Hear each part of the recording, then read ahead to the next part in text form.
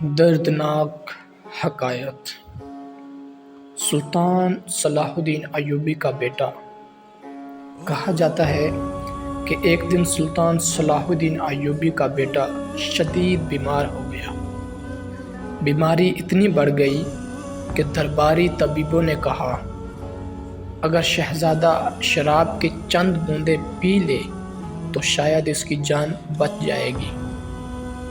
یہ سن کر سب کی نظریں سلطان کی طرف اٹھ گئیں۔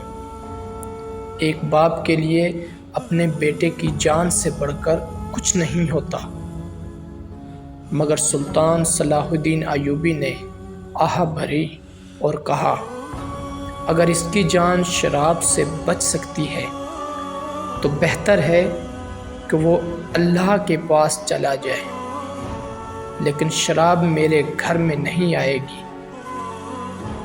بیٹا تڑپتا رہا اور کچھ ہی دنوں بعد وہ اس دنیا سے رخصت ہو گیا۔ سلطان کی آنکھوں سے آنسو بہہ نکلے، مگر انہوں نے سر آسمان کی طرف اٹھا کر فرمایا اے میرے رب، میں نے تیرا حکم نہیں توڑا، چاہے میرا دل ٹوٹ گیا ہو۔ یہ سن کر پورا دربار خاموش ہو گیا۔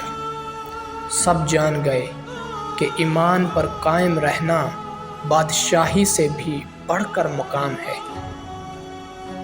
اس کہانی سے ہمیں یہ سبق ملتا ہے کہ ہمیں ہر دم اپنے ایمان کی مضبوطی کے لیے کوشاں ہونا چاہیے۔